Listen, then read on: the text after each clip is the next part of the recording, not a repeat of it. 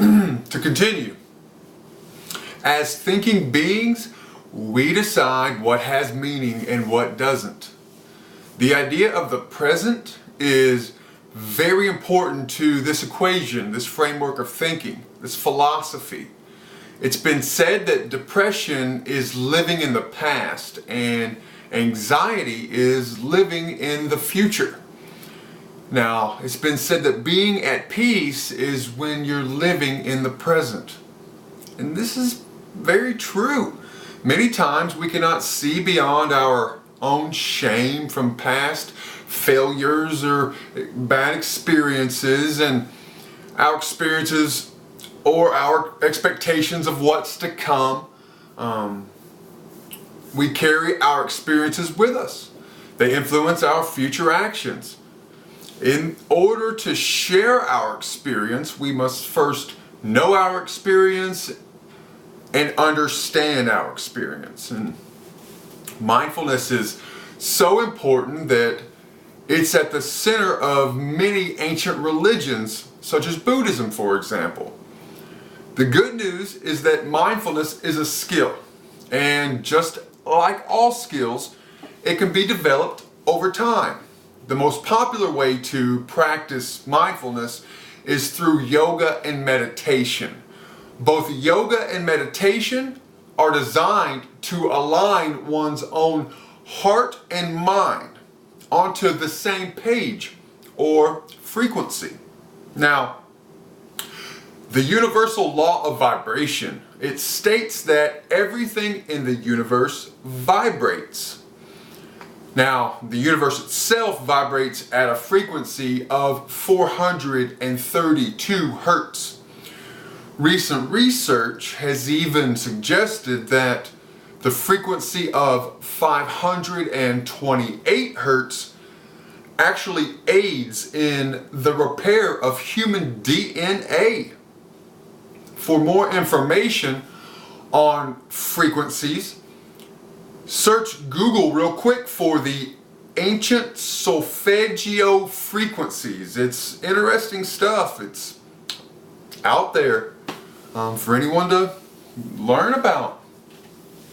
Now, the idea that one's own thoughts and body aligning are when truths begin to reveal themselves is a pretty awesome notion.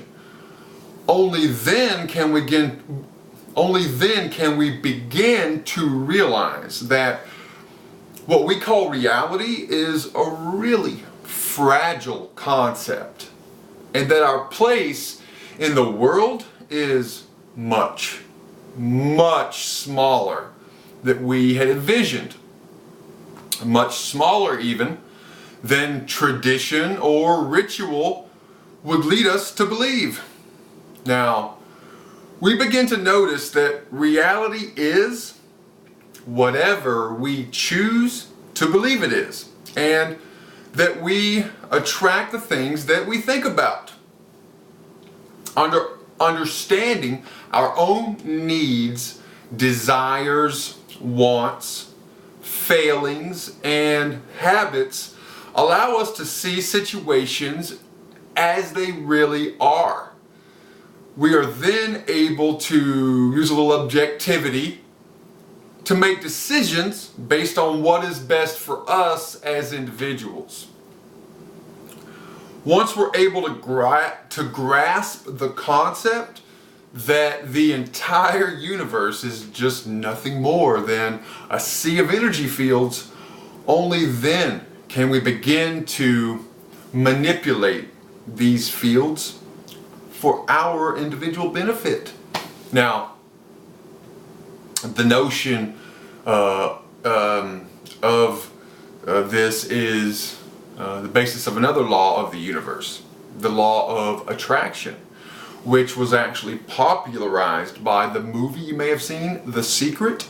Yeah, the law of attraction has spawned terms like likes attract likes. It's simply the phenomena that positive or negative thoughts directly bring positive or negative outcomes. That what you seek is also seeking you. Many people, many celebrities, many successful people attribute a very large portion, if not all, of their success to this small, simple concept.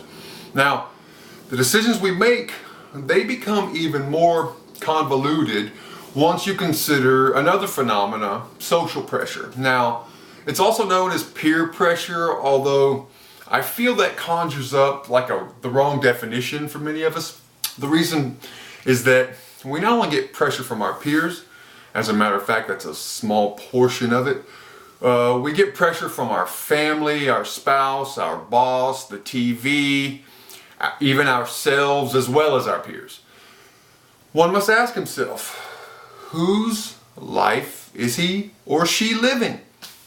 If the answer is anyone but himself or herself, then that is really where the root of the problem lies. Now, our decisions and the reasons for them become even more complex, if it's possible, when we learn the concept of blind spots. Now, we all have them in our personalities.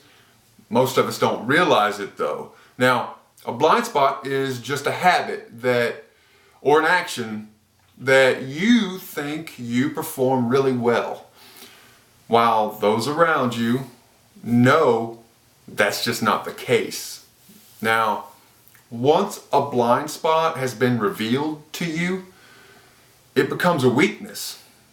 Now, weaknesses can be addressed.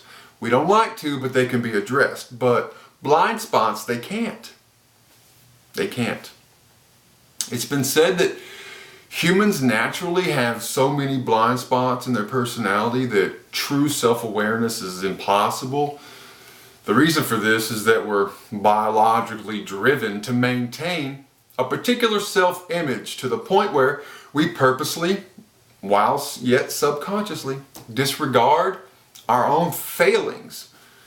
The less objective a person is in regards to himself, as well as regards to the world, the more blind spots are usually present. Now, sometimes this is even to the point of self-delusion or the basic failure to even recognize reality. Now, we all know someone like this actually. You know, that person whose life is just always a mess, even after they've had help after help after help.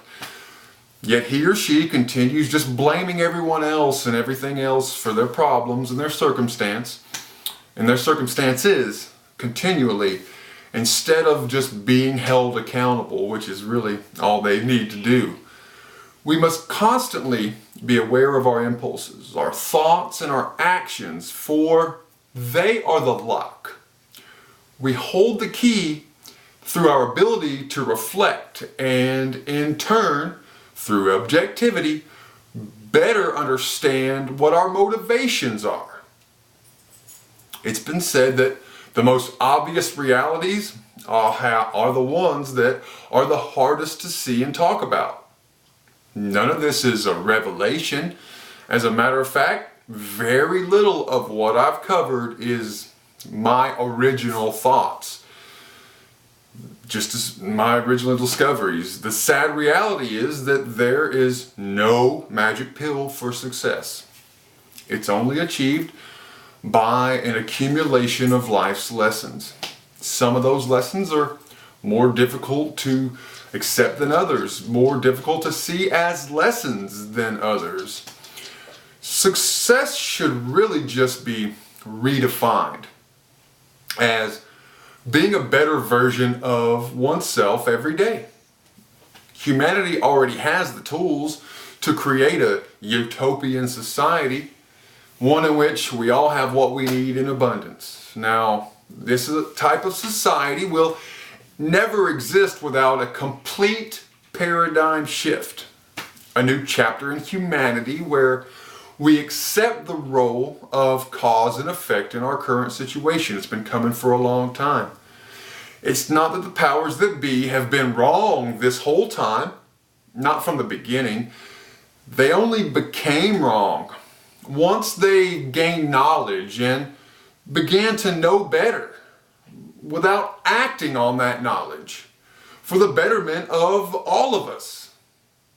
The fact remains, the more collectively we know about our predicament, the better our chances of changing our predicament. Maybe these ideas will change the world. Maybe they don't. Hopefully, we all kind of now realize that more we know about ourselves, the better we are. My name is Jason Crabtree. I'm co-founder of the Awarewolves, a very small group of individuals who are trying to raise awareness about awareness, the importance of awareness. To learn more, like us on Facebook, like us on social media. Visit awarewolves.com for little videos about parts of this that may have caught your interest. Not trying to sell you anything, just trying to be a positive influence in everyone's life and be the voice of the real people.